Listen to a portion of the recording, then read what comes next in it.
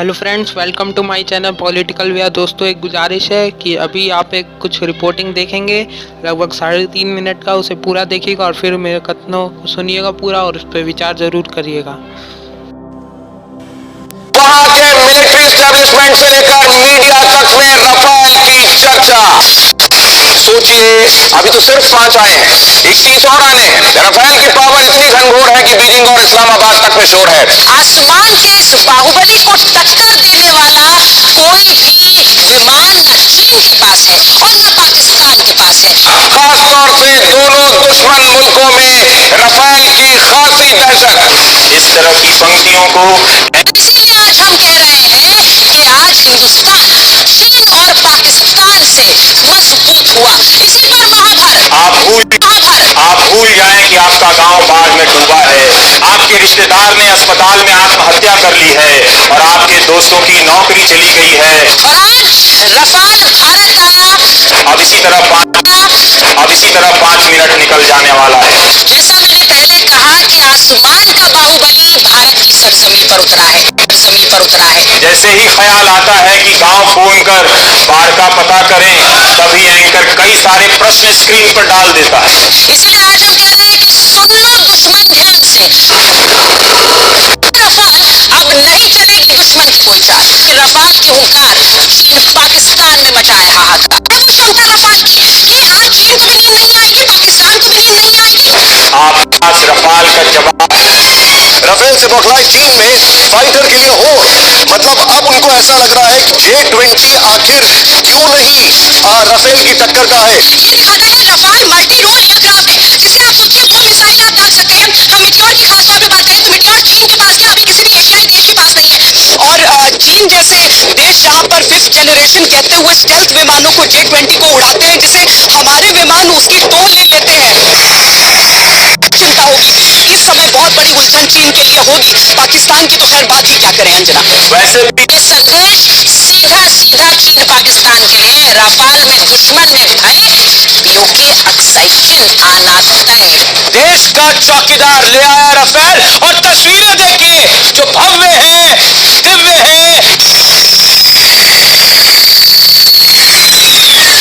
और ये सीधी तस्वीरें आप टीवी स्क्रीन पर देख रहे हैं, ये उस वक्त की तस्वीरें जिस वक्त का इंतजार पूरा देश कर रहा है।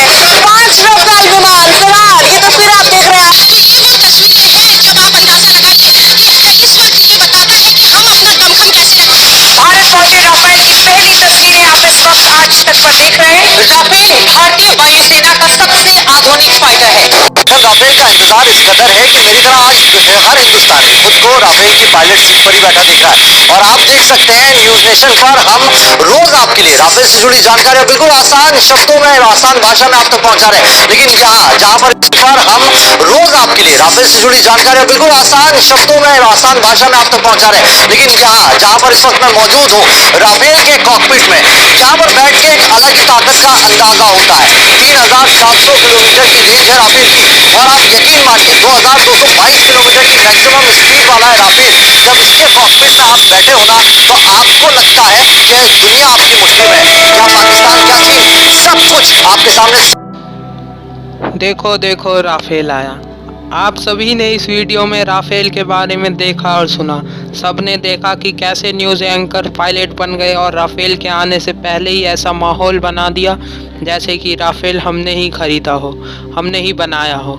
मीडिया राफेल से चीन पाकिस्तान को डराने में जुट गई, लेकिन किसी ने ये तक नहीं कहा कि हम आत्मनिर्भर बन रहे हैं। शायद फ्रांस की गवर्नमेंट और वहाँ के न्यूज़ एंकर्स को भी करोड़ों के राफेल बेचकर और आत्मनिर्भर बनकर इतनी खुशी नहीं हुई होगी जितनी कि भारतीय गवर्नमेंट और न्यूज़ एंकर को प्रधानमंत्री के अच्छे खासे आत्मनिर्भर के भाषण के बाद फ्रांस से राफेल खरीदने के बाद हुई। वैसे ये तो सही ही है कि आत्मनिर्भर का भाषण देने और आत्मनिर्भर बनने में ज़मीन आसमान का फ़र्क होता है, लेकिन कुछ लोगों की नज़रों में बिना इंपोर्ट पर टैक्स लगाए और मैन्युफैक्चरिंग इंडस्ट्रीज़ को बढ़ाने की बजाय केवल भाषण देने से ही आत्मनिर्भर बना जा सकता है। वैसे न्यूज़ एंकर की भी तारीफ़ें तो बनती ही है। एक ही खबर को 2-3 दिनों तक लोगों को इस तरह दिखाना जिससे कि उनका मन लगता रहे और अहम मुद्दों की और उनका ध्यान ना जाए, कोई आसान काम तो है नहीं। वैसे राफेल तो इजिप्ट और कतर जैसे देशों ने भी खरीदा है, और वो भी उन देशों ने भारत के मुकाबले फ्रांस से सस्ते दामों में ही खरीदा है। भारत में तो एक राफेल की कीमत 1640 करोड़ रुपए की पड़ती है, लेकिन वहाँ इससे सस्ती ही है। लेकिन फिर भी वहाँ इसको लेकर सुपर पावर बनने और ना ही राफेल को लेकर 2-3 न्यूज़ चैनलों पर कवरेज चली और ना ही पड़ोसी देशों को डराया गया। लेकिन भारत में राफेल का माहौल ही कुछ और है। यहाँ राफेल का स्वागत पड़ोसी देशों को डराने, प्रोग्राम को एक ही न्यूज़ से भरने, पायलट बनने, जनता का ध्यान अहम मुद्दों से हटाने और सबसे बड़ी बात आत्मनिर्भर बनने के लिए किया गया है। प्रधानमंत्री के 20 लाख करोड़ के पैकेज के ऐलान के साथ, जो कि वास्तव में वो पैकेज था नहीं, लेकिन फिर भी मीडिया के द्वारा बना दिया गया, उसके ऐलान के बावजूद राफेल खरीदने के बाद इतनी खुशी मनाई गई है, ऐसा किसी ही देश में हुआ होगा, शायद नसीब वाले देश में ही हुआ होगा। कई मशहूर न्यूज़ एंकर्स तो पूरे प्राइम टाइम में राफेल की ही बात करते रहे और कहते रहे कि राफेल से नाराज होने वालों के अपने अलग अलग मुद्दे होंगे। और कई न्यूज़ एंकरों ने तो हैशटैग राम राम राफेल भी बनाया और कई टॉपिकें भी बनाए, जैसे लो आ गया काल। लेकिन ये टॉपिकें बनाना भी शायद अच्छा होगा, क्योंकि इससे हमारे पड़ोसी देश ज़्यादा डरेंगे हमसे। ये दिन एक ऐतिहासिक दिन तो था, लेकिन न्यूज़ एंकर्स ने इसे और ऐतिहासिक बना दिया अपने कुछ शब्दों से, जैसे कि दुश्मनों का दिल दहलाने वाला आ गया, चीन की नींद उड़ाने वाला आ गया, सावधान हो जाओ दुश्मन, आ गया तुम्हारा काल, पाकिस्तान को पस्त करने वाला आ गया, भारत का बाहुबली आ गया, 130 करोड़ भारतवासियों को जिसका इंतजार था महीनों से, वो राफेल आ गया दुश्मनों का काल, लो आ गया अब सबका काल, आ गया बाहुबली, चीन पाकिस्तान में मची खलबली। ये कुछ टॉपिक के प्रोग्रामों को भरने के लिए तो काफ़ी थे, जैसे कि अभी मैंने अपनी वीडियो को लंबा करने के लिए भरा, लेकिन ये जनता का ध्यान खींचने के लिए भी उतने ही आवश्यक हैं, क्योंकि कुछ ऐसे भी लोग हैं जो इन पंक्तियों को देखते देखते ये भूल जाते हैं कि हमारे कुछ रिश्तेदारों की नौकरियां चली गई, कुछ को दोस्तों को कोरोना हो गया और कितने लोग बाढ़ में डूब के मर गए। कोरोना से कितने 44,000 से ज़्यादा लोगों की मौत हो गई, 22 लाख के पार कोरोना के केस चले गए।